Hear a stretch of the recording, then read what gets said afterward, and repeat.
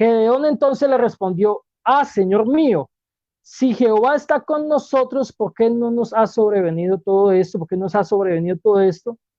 ¿Y dónde están todas sus maravillas que nuestros padres nos han contado diciendo: no nos sacó Jehová de Egipto, y ahora Jehová nos ha desamparado y nos ha entregado en mano de los madianitas? Mirándole Jehová le dijo: ve con esta tu fuerza y salvarás a Israel de la mano de los madianitas. ¿No te envío yo? Entonces él le respondió: ah, Señor mío, ¿con qué salvaré yo a Israel? He aquí que mi familia es pobre en Manasés y yo el menor en la casa de mi padre. Jehová le dijo: ciertamente yo estaré contigo y derrotarás a los madianitas como a un solo hombre. Y quiero enfocarme mucho empezando en ese versículo 15 que ya leímos. Entonces él le respondió: ah, Señor mío, ¿con qué salvaré yo a Israel? He aquí que mi familia es pobre en Manasés y yo el menor en la casa de mi padre. Ya la hermana lo estaba diciendo ahorita. Está haciendo mucho calor acá en Tuluá, a pesar de que está nublado y ayer llovió y ha estado lloviendo, pero hace un calor impresionante. Entonces va a ser normal que miren esto.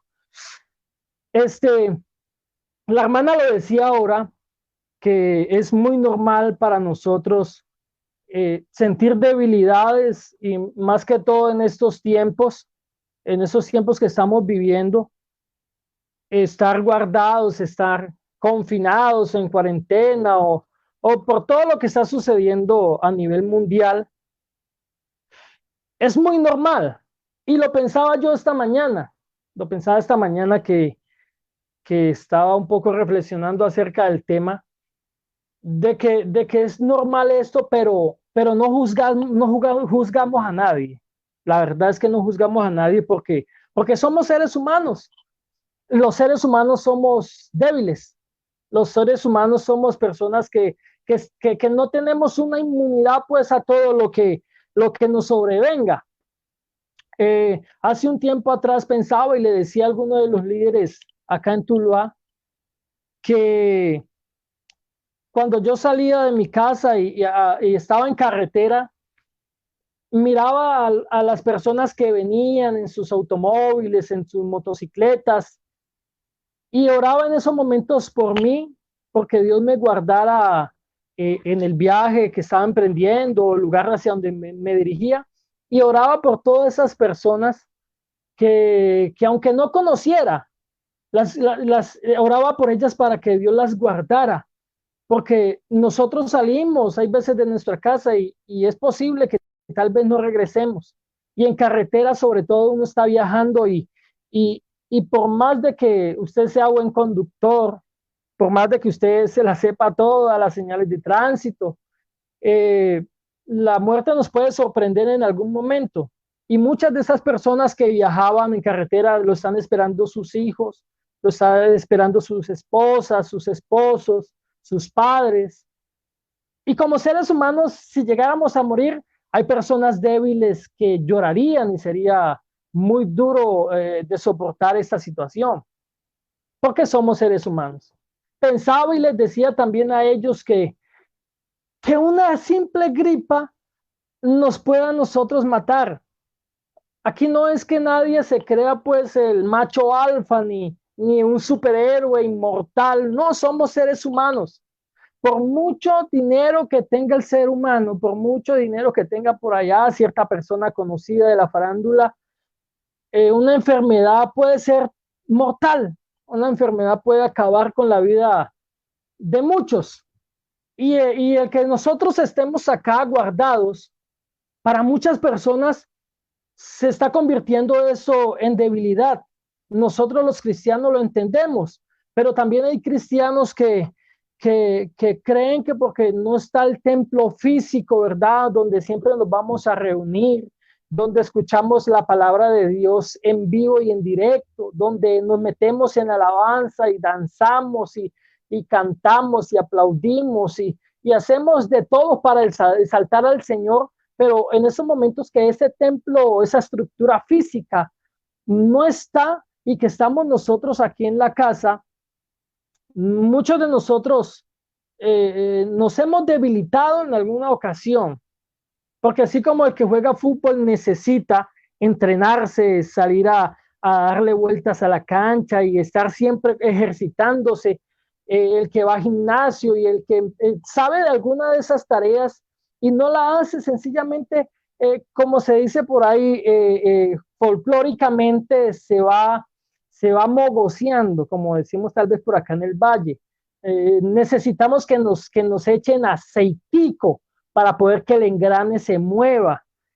Y los que saben de carros saben, de automóviles saben de que se necesita aceitico, ¿verdad? Cuando le va cayendo esa corrosión a la tuerca y todo esto para poder funcionar. Bueno, también hay muchos que están siempre dependiendo del templo físico y hay muchos cristianos de allá, de templo, de iglesia. Y cuando estamos acá, entonces nosotros pensamos, o muchas de esas personas piensan, de que todo está menguando, de que todo, tal vez en algún momento sus vidas espirituales van a acabar. Este fin de semana alguien precisamente me decía que sentía que su vida espiritual menguaba. ¿Por qué? Porque le hacía falta estar en el templo, le hacía falta estar en la iglesia. Y es normal, uno no juzga a nadie, pero yo creo que eso se trata, hay veces, de tomarlo con madurez espiritual, ser radical en lo que nosotros hemos creído. Porque si Dios obró allá en el templo físico, en la iglesia o como le quieran llamar, si Dios obró allá en esas cuatro paredes, ese Dios que nosotros conocemos no es un Dios que se encajona en cuatro paredes, sino que es un Dios que está a las 24 horas del día, por 7 días a la semana. Es un Dios que nos acompaña al trabajo, es un Dios que nos acompaña en la casa, es un Dios que guarda a nuestros hijos cuando van al colegio, que nos guarda cuando nosotros hacemos X o Y cosa de la cual tengamos que salir o la que estamos enfrentando. Dios nos guarda en todo momento y ese Dios nos acompaña porque ese es el Dios al que nosotros hemos creído. No es un Dios que lo vamos a encontrar allá como hacen los religiosos, y perdónenme la expresión de los hermanos o personas que tal vez esto sea un poco duro, pero no es el Dios de los religiosos, de los que van cada 8 días y le hacen a Dios una oración o los que hacen cierta homilía religiosa de fin de semana o de 3 o 2 días al año. No, no, el Dios que nosotros creemos y el que hemos confiado es un Dios que es el mismo, como lo decía ayer, que es el mismo hoy y que es el mismo de mañana. Es un Dios al cual el poder no se le ha acabado. Que nosotros seamos débiles y lo pensemos así, está bien. Vuelvo y repito, no lo juzgamos, no estamos aquí señalando eso, pero sí tenemos que pensar un poquito de que la relación con Dios se encuentra acá en nuestra casa. De aquí nosotros salimos a donde vamos a ir y mostramos la imagen de un Dios que es poderoso y que vaya, es una paradoja, porque mientras, dice la Biblia, mientras yo soy débil, entonces en el Señor me hago fuerte. Eso es una paradoja, porque nosotros tenemos al Dios de las paradojas. El Señor llama lo que no es como si fuese. El Señor es del linaje de David, pero también es antes que Abraham. El Señor es el león de la tribu de Judá, pero también es el cordero inmolado desde antes de la fundación del mundo. Y aparte de eso, que es el cordero, que es el sacrificio, también es el sumo sacerdote. Y ese Dios que es el rey de las paradojas, nos llama a nosotros cuando somos débiles, entonces nos llama que somos fuertes. Entonces sí pilla la capacidad de pensar de Dios y la capacidad de nosotros pensar. De que en medio de todo esto que está sucediendo, nosotros nos aterramos y entramos como en ese caos y en ese pánico.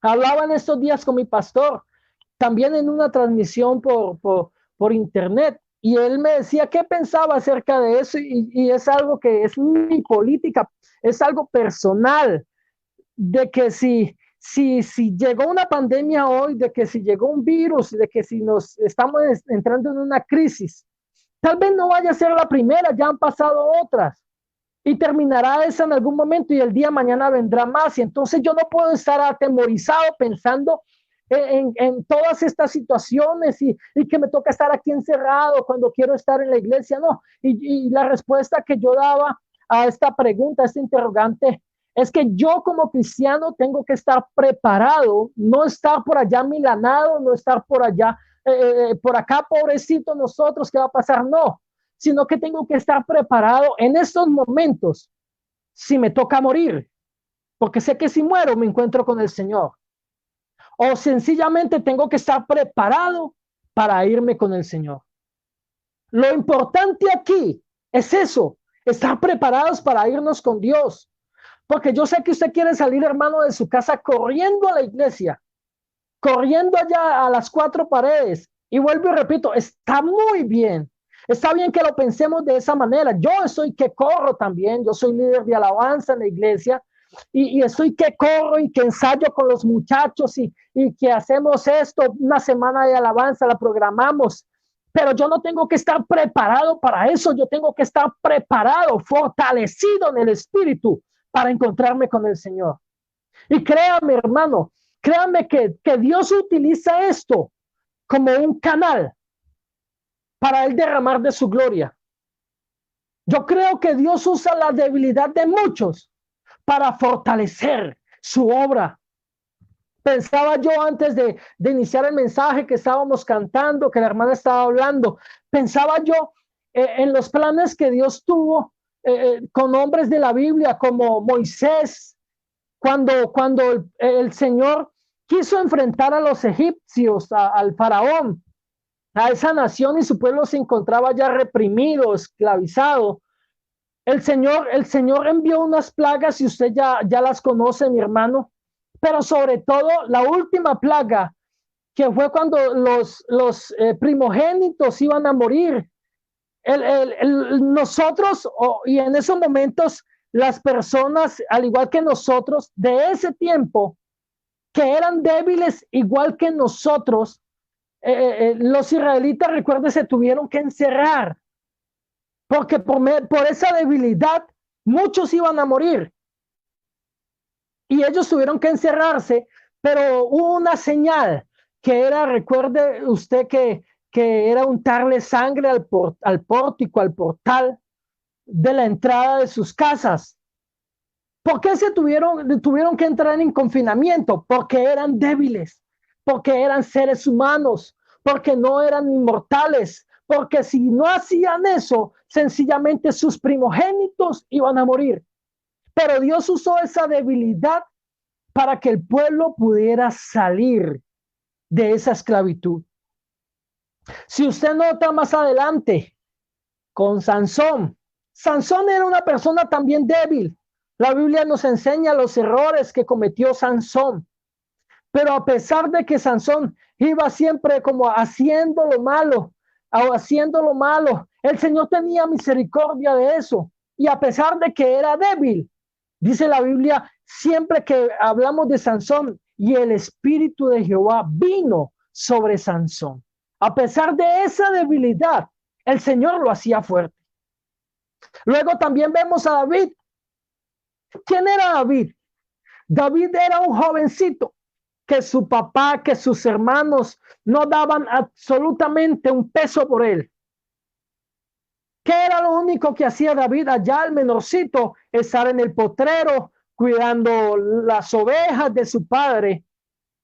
Y en algún momento tuvo como esa oportunidad extraordinaria de enfrentar a un gigante.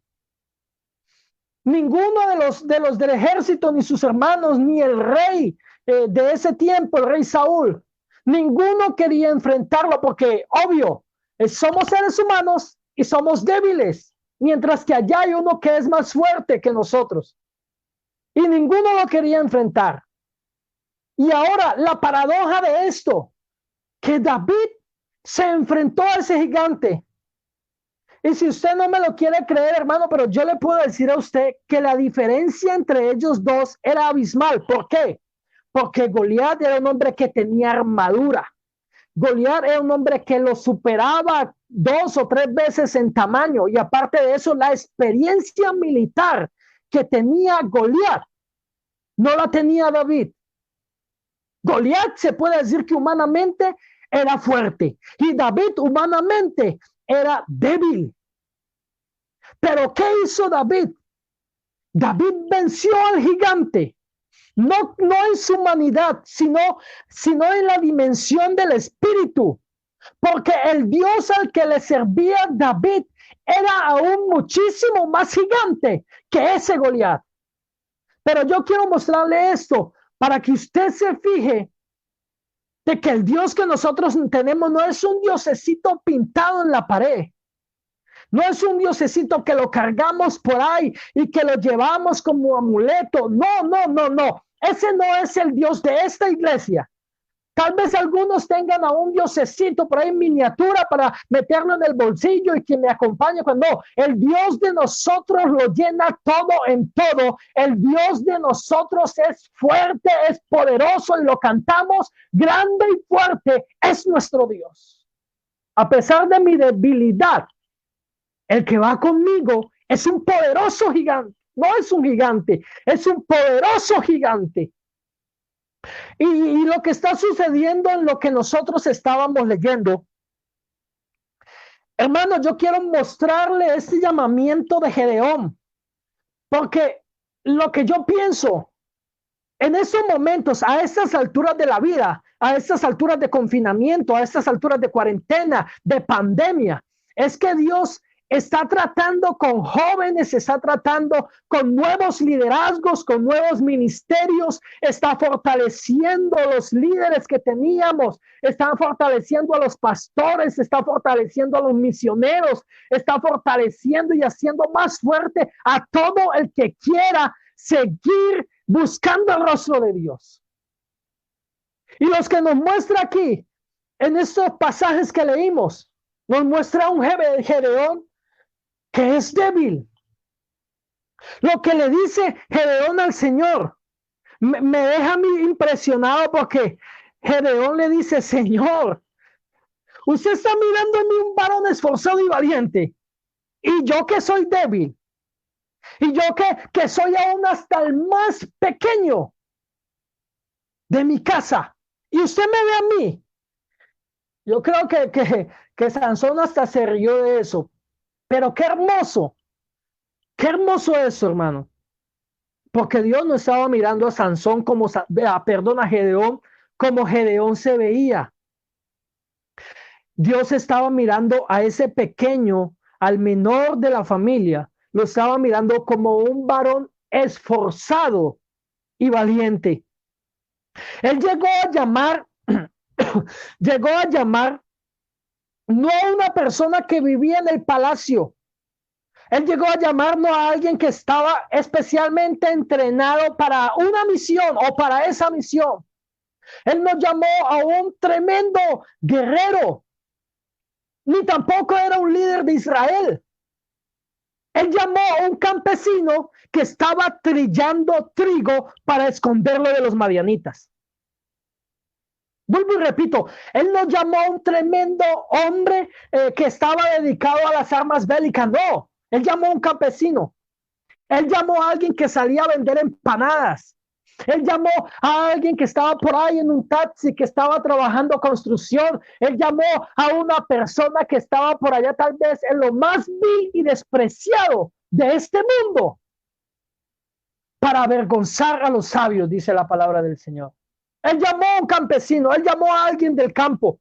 Por esa razón nosotros no tenemos que pensar, no, es que Dios usa a los hombres, a tremendos hombres, como dicen por acá en Colombia, caballos de Dios.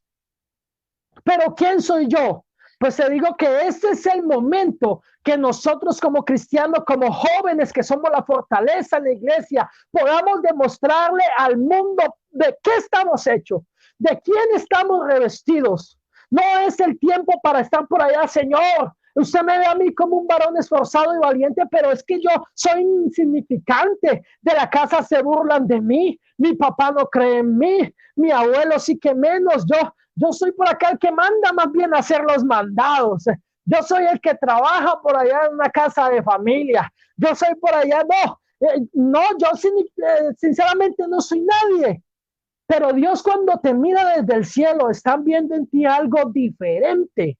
Está viendo en ti que perteneces a un linaje real. Está viendo en ti que perteneces a un sacerdocio. Está viendo en ti una nación santa. Tú no eres de los mismos que caminan en la calle sin Dios. Tú eres llamado el tesoro más preciado de Dios. Aparte de que tal vez como humano, y que tal vez si te da cualquier enfermedad te echa en la cama, y que tal vez te puedes quejar del dolor, tú tienes a alguien que vela por ti. Mira que hace unos días, y esto lo digo porque tal vez nosotros podamos hasta flaquear en la fe, pero hace unos días, más o menos un mes, mi hijo que apenas tiene un añito, se enfermó, le dio fiebre y estaba entre 39 y 39.4 de temperatura. Y mi esposa y yo nos angustiábamos, estuvo 3 días así, donde le dábamos medicamentos y la fiebre no le bajaba y le orábamos al Señor. Y llegó un momento en el cual nosotros nos desesperamos porque somos seres humanos y es un niño de un año. Tal vez uno se enferma y wow, uno hace cualquier cosa para mejorar. Pero un niño de un año no quería comer, no quería tomar su biberón, no quería tomarse la droga, los medicamentos, no quería. ¿Y qué puede hacer uno? Angustiarse. Y orábamos y no había una respuesta. Mi esposa a veces me decía, pero le estamos orando a Dios y no pasa nada. Y yo no la juzgo. Y yo quiero que por favor no me juzguen los que están allá viendo. Porque somos seres humanos y eso nos pasa. Somos débiles. Pusimos a mi hijo en oración el tercer día ya y no podíamos ni siquiera llevarlo al hospital por esta situación que está sucediendo. Porque tal vez lo llevamos al hospital y de allá nos traigamos otra cosa a nuestros hogares. Y más porque el Ministerio de Salud no permite, sino los que tienen que ver con esta pandemia. Entonces no hay una solución que humanamente uno pueda hacer. No la hay. Y el tercer día le escribí a mi pastor, el hermano John Setter, y al pastor José Ali Patiño, para que ellos nos ayudaran en oración, allá desde sus cultos, desde sus casas, nos ayudaron en oración. Y ese día en la noche que se oró por el niño pudo dormir esa noche completamente sano. No tenía nada de fiebre y todo el día había estado con 39, 38, 39.4 de temperatura, pero cuando se oró por él, automáticamente la fiebre se le fue.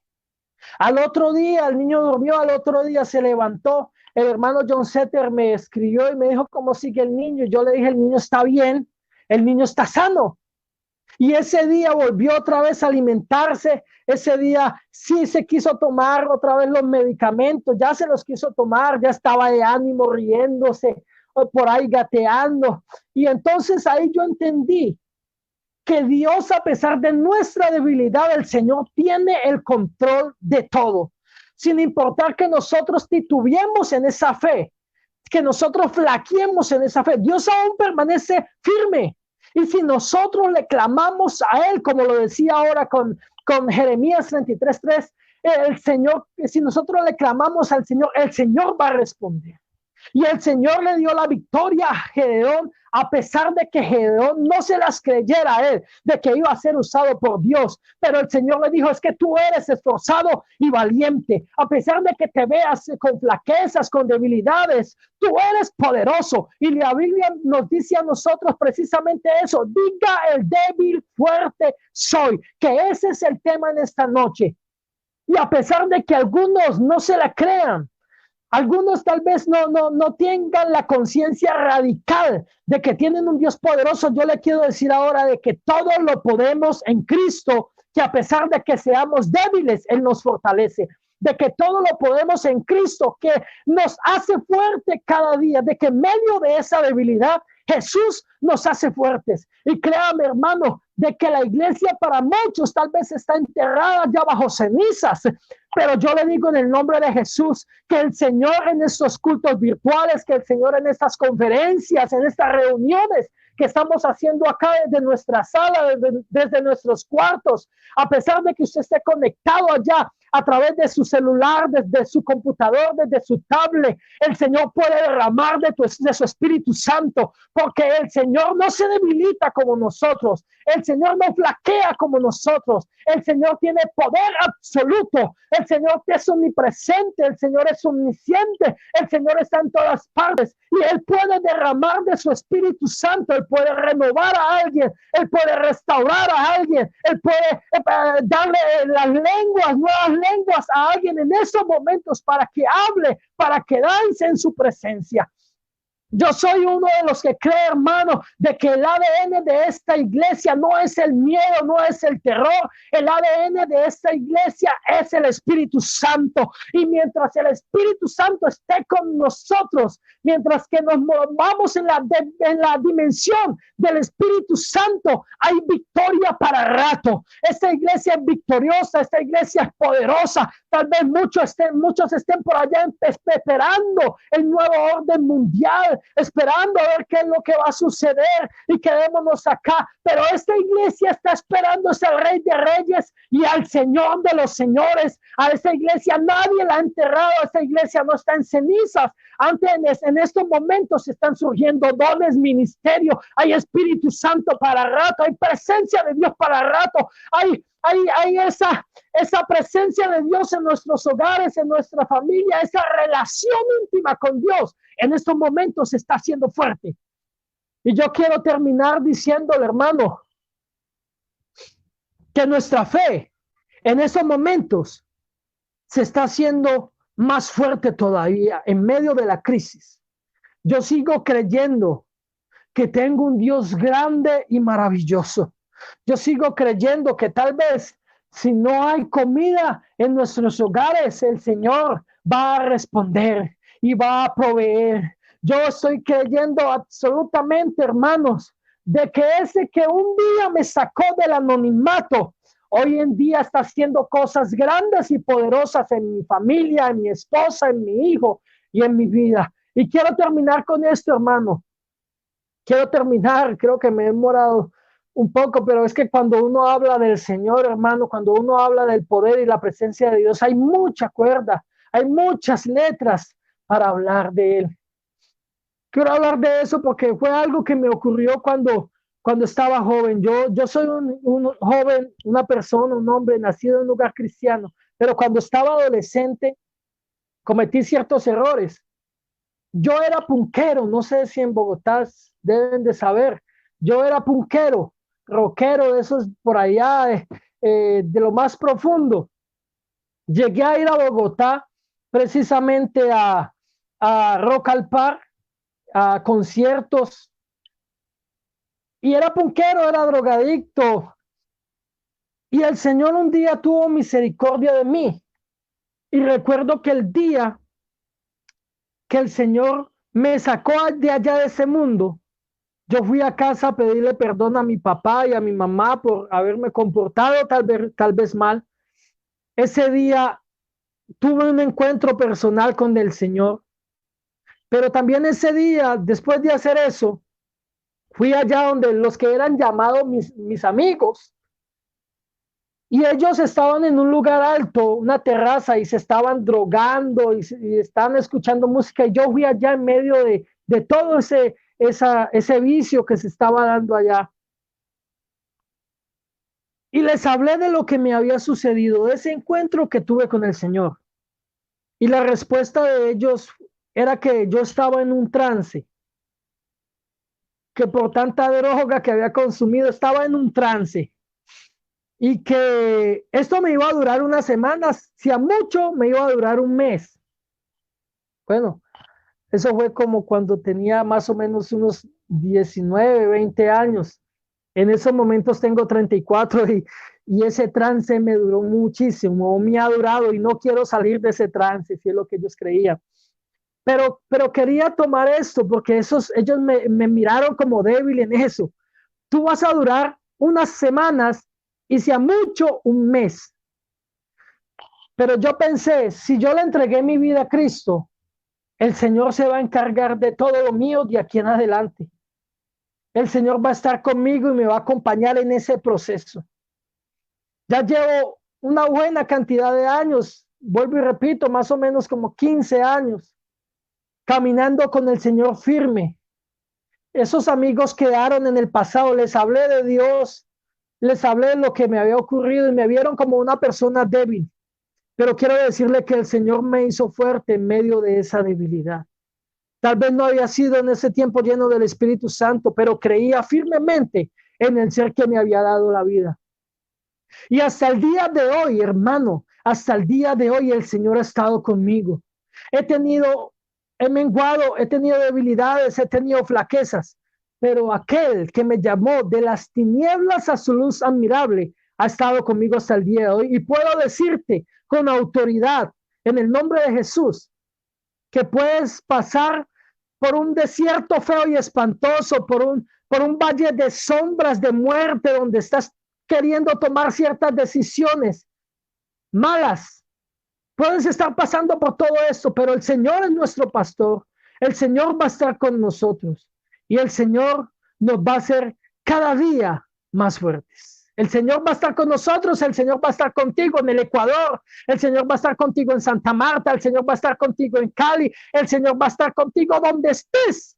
Y Él no va a cambiar, Él está conmigo ahora, Él está contigo, Vanessa, Él está contigo, Lady, Él está contigo, Mario, Él está con ustedes en Bogotá. Y Él no mengua en los cambios de clima, Él se permanece fiel, Él es el mismo ayer, hoy y por todos los siglos. Y venga la pandemia que venga, y venga la crisis que venga, el Señor tiene siempre el control de todo, Él tiene todo fríamente calculado. Que el Señor les bendiga a todos.